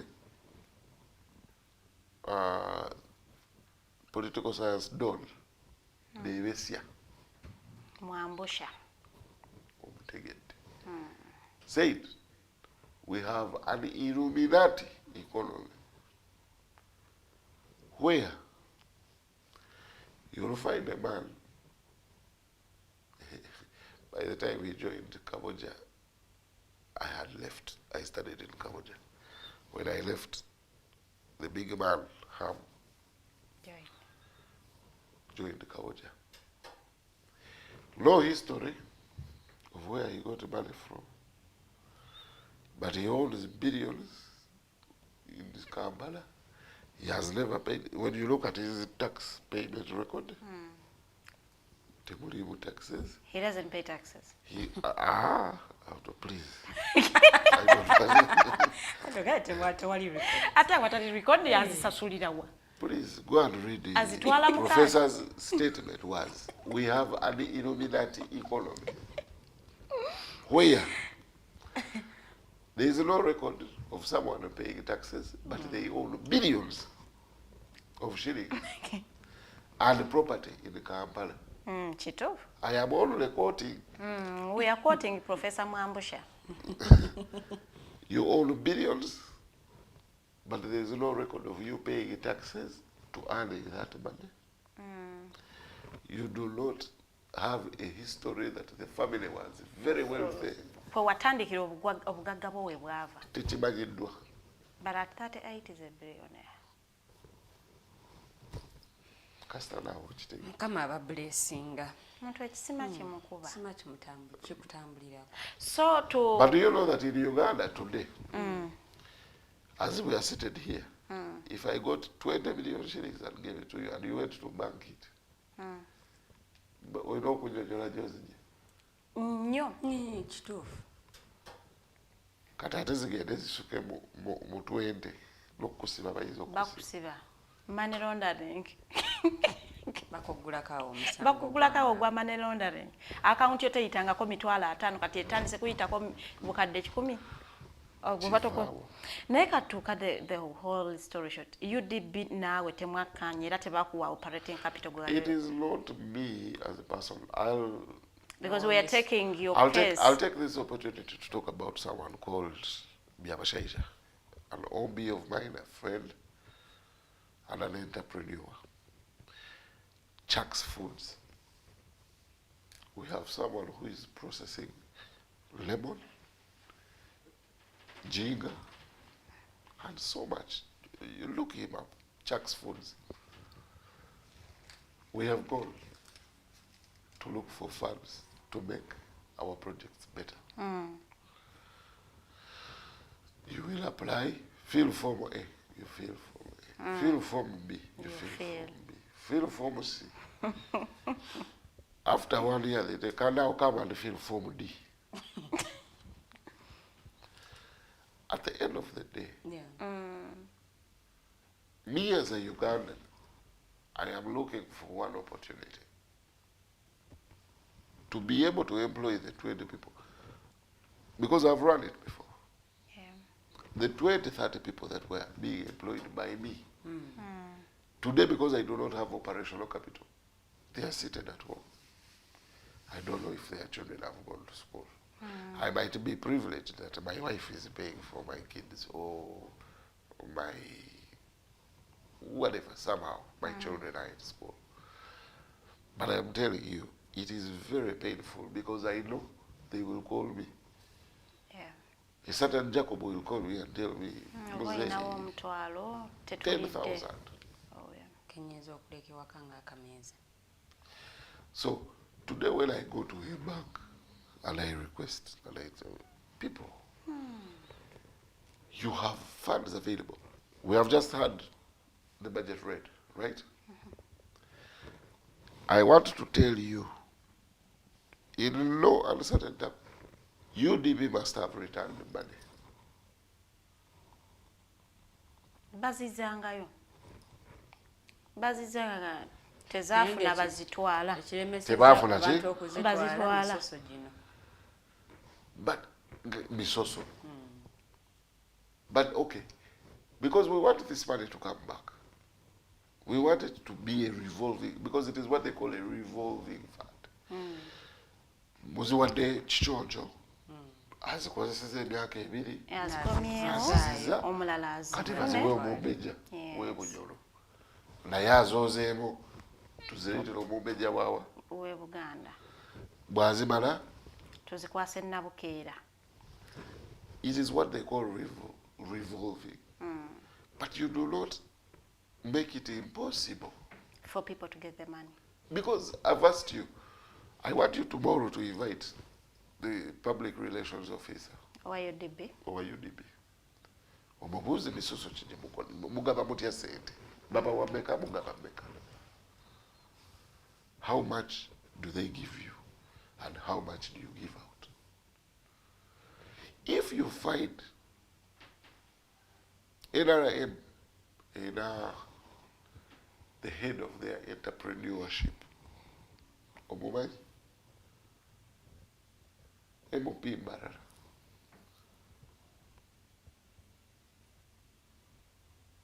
have you heard of a gentleman called Rukari?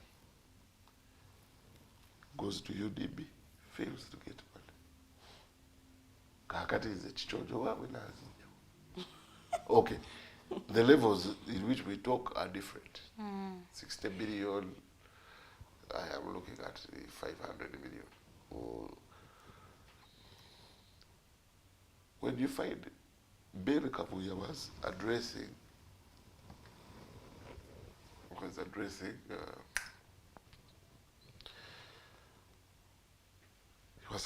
I don't know what conference it was, but I don't remember.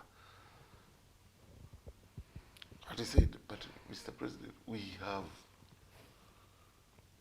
gone out there and asked for money. And you say, these people have money, but they don't give us the money.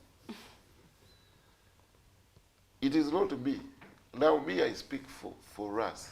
Yes. For us, the simple. But even the top dogs are crying. We need to understand what is required. It even starts with the commercial banks. Standard Chartered Bank, Equity, Semanya, Abusa, Eco Bank, and the rest, housing finance. We as a people want to understand, if you say unsecured loans, what is an unsecured loan? If I have come to UDB, I am a man from a very poor background, very poor. But I have a dream. Or I have collected what I have collected and been where I am. Why don't you help this poor man not lose? Because at the end of the day, if I do not get money, by the way, to finance my project, then even what I have invested will die. Yeah. Because am I going to keep the machine there and keep it for 40 years? When it's not working, kyate kikola. Kijja kufa. Kijja kufa kituufu. Isn't there a way small enterprises gyesobola okweyimirizaawo nga tezifunye loans zino? The reason they call them small and medium enterprises is because tebasuubira nti oyina nnyo. Kwegaganudde. I hope I'm speaking the right Luganda. Kwegaganula kwennyini kituufu.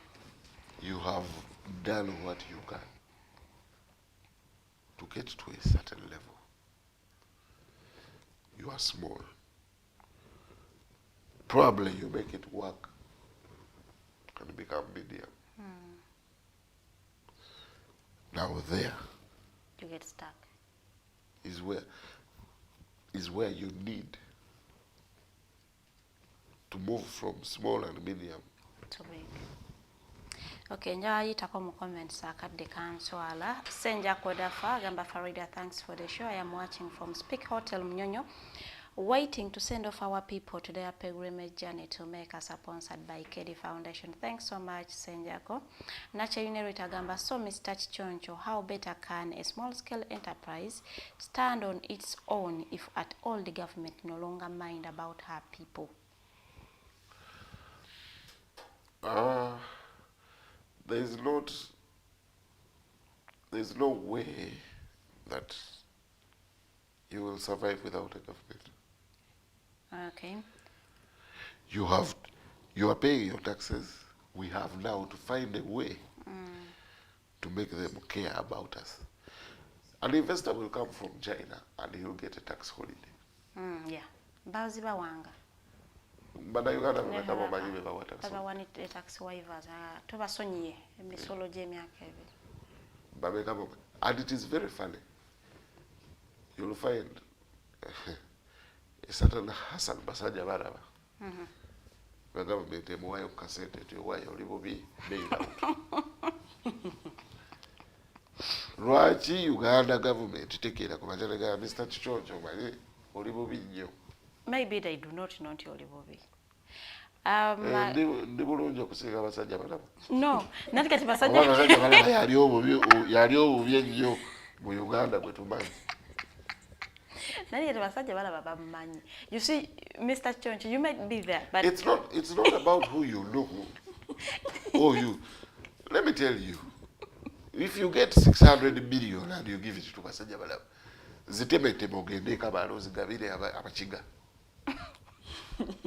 Oba bobo gabe myoga zigabire bwere tujja kuba banja.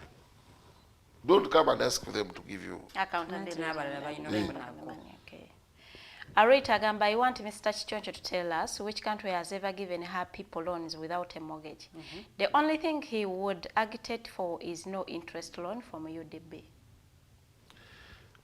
I agree that security is paramount. But security should not be land. But why do they ask for a land title anyway? Let security be, because for me what I actually advocate for is only China what I have. Gwebanguwa kuba kyellina. Nanti era bakuwa esente zigenda mu ekyo ky'oyina.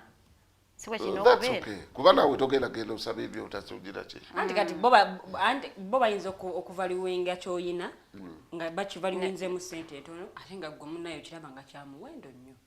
There are two things that I want us to consider. Yes.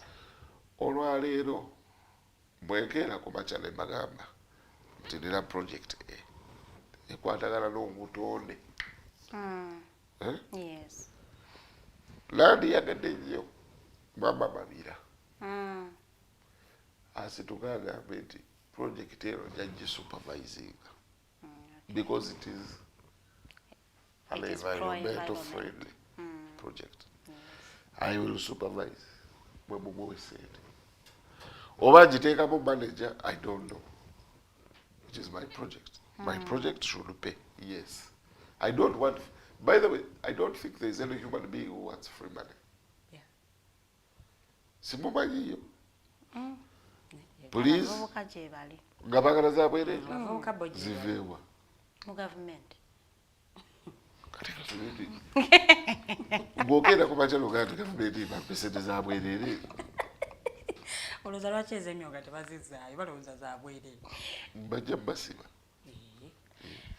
If you wake up in the morning and think ogenda genda okime sente z'obwerere, kyova olaba ennaku zino bitabuse. And the people who do those things, baana bato myaka 2, they go with the guns shooting. The other day I saw a video on social media. As if you have worked for it. Let us have responsibility for. And let me tell you, today you'll see me seated here. You'll probably think, hey, that man is probably a billionaire or a millionaire. My friend, you don't know what is happening behind me. You don't know how much debt I am probably carrying. But I will sit forth and say, I am waiting until I make it. I am waiting. I am going to work for it. Yes. It is not like I do not have the contacts. I have them, but I will not also go and beg. I have to work for it. I have to make sure that every day when I wake up in the morning, I can sustain my lifestyle. How I do it, When I do it, is not up to me. How I do it is up to me.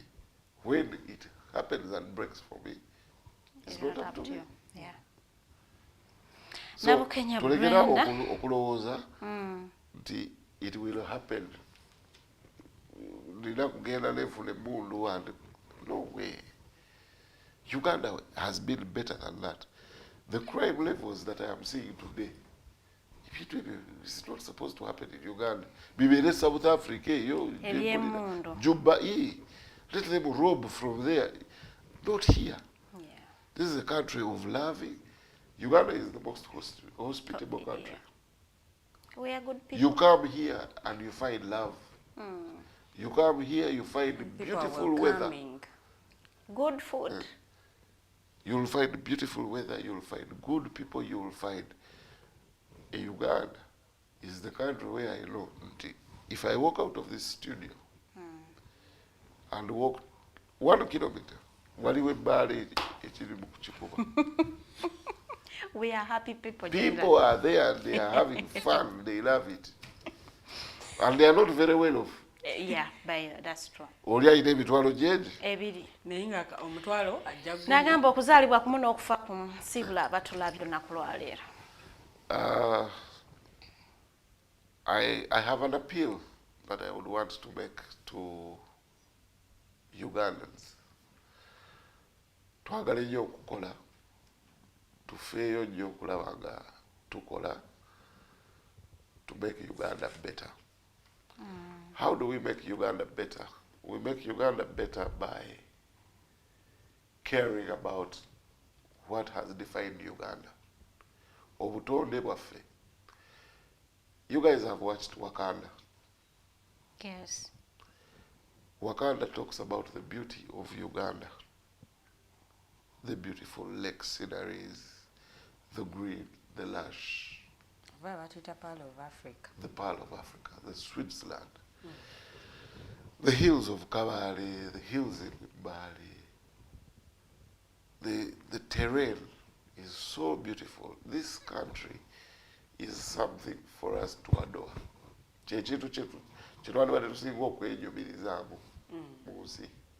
Because one, let us be landlocked. Like Victoria, but it will give us enough rains. It will give us enough water. It gives us enough fish. Uganda is the most blessed country. Let us love Uganda. Pay your taxes. But also those who we are paying taxes to, please give us value for what we are giving you. There is nobody who does not want to pay taxes as long as they are getting something from those taxes. Bwegaba malwaliro teka kwedda. Biziba nguudo. Zikole. Bwegaba masomero. Abana kabasome. Bwoboga nti basomere bwerere kabana kabasome. Because we wake up in the morning. Me, I keep asking my peers, and I tell them, my father had 6 children, and we all studied, went to university and finished. The last one is about 30 years old today, but he also studied and finished. Today, I am a father of 4. School fees bill, school fees week. My wife tells me, hello, sleep properly. I can't sleep. Because the bill of 7 million shillings, how do I handle? What do I earn? How many people have 4 children and they want them to study in Kampala parents? Not that my children are in Kampala parents, but a lot of people have kids and I want them to be in Kampala parents, but they can't afford. They cannot. But the Kampala parents is high end. Okay, let us say Sao Paulo. Yes, Sao Paulo. Okay, Victoria's. Victoria's. If you have 4 children, you are paying 4 million minimum. Yeah, Victoria's. N'atanda ezo zisasula tulinga mu terms zino ezitali za ntandikwa. Ate nga tuli wano mu P1 wano P2. ate kati kendaga teriyatabuuse n'okusinga kwawo. So Uganda is such a lovely place. Me I tell you, sengombanga kugenda bwetu. I'll tell you, I have been an agent for Premier Recruitment. As you conclude. Yeah, I've been an agent for Premier Recruitment, which is a company that belongs to Rupert Area Group. And they take people to work abroad. I have never wanted to go and work abroad. I will help you go and you work. They do employ very well. Even the doctors, lawyers, Premier Recruitment will give you a job outside Uganda. But that is not for me. Because where we are in Uganda is a place that has milk and honey. Thank you very much. It is a place of milk and honey. We have so much. We need to love what we have and make the best that we can of it. Thank you very much. I am proud to have been on Digitalk and the Mighty Drive. Mwebale kulaba abalabye show yaffe kuba bali ku ssaawa 2 wetutandikidde ate paka wano wetuwunzikidde program yaffe y'olunaku lwaleero gwayagala obutonde kansuubire nti ate ofunyemu ekyokuyiga. Make it upon you. Gula ekintu kyo ogende nakyo mu supermarket. Genda ne baaga yo ebakuwa Kavera mugambe no. We are no longer accepting buveras. Bwe bate musobola kuwa butuwa buli eri nze n'ekyange ebyange bimpe mbikwatire mu ngalo. So next time bajja kwekolamu omulimu. Twekolemu omulimu nga bannayuganda webanga government etufuddeeko because obutonde nga bwononese bugenda kukosa Nalumanya ne Salumanya naye obudde bunkutte nkoze n'omukyala Teddy Tenjo nabukera ku kamera amukose Anthony ali mu control room mbadde ku set n'omumbejja luwedde Lilian tusinkane ku ssaawa emu ez'olweggulu agenda kubeerawo Afro Caribbean Link tuba tunyumyamu n'abantu beeyo mu Guyana aba Caribbean Trinidad and Tobago awo wonna tuba tubayitamu bulungi nnyo so munnange tuba tunyumyamuko embeera yeeyo we compare it with Uganda and then we find solutions everywhere. Good morning mbagaliza olunaku olulungi.